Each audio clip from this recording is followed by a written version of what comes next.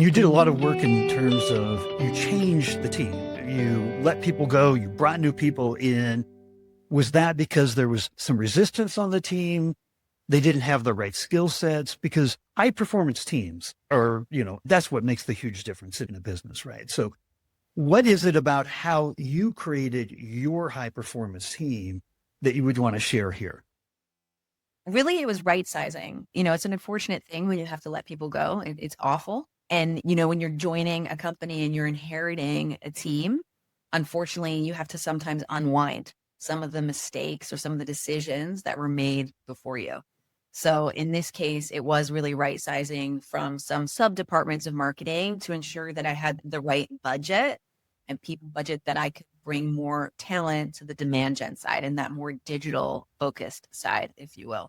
So things like GTM engineering, also demand gen were really, really heavy focus, knowing that we need to do so much more with automation than we had before.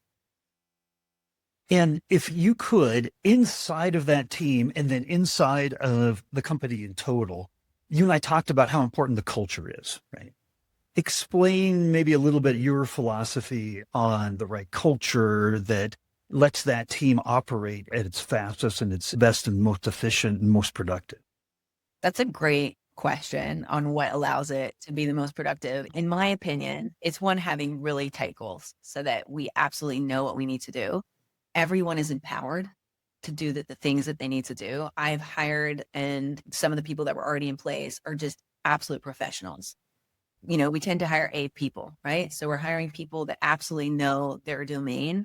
They're not needing me to explain something to them. So they're almost like coming back, there's this philosophy, right? That you're supposed to hire people that are 10xing you in some way or adding value. So never hire the same person as you. You're supposed to hire people that are looking around the corner, who know the blind spots before you know them. And this is really what we've developed within the marketing team now. So in terms of culture, it's really about hiring the best people that we possibly can that absolutely know their domain and that they're able to actually just do the job that they intended to do. So we're not getting in their way.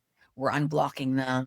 We're breaking down silos. We're making sure that they feel empowered to do the best work that they possibly can. I'm always telling them, like, this is not the last job you're ever going to have. We all know that. Try and think of all the things we're doing as CV building exercises, these projects, and they're successful. It's fantastic. This is your story arc to the next job.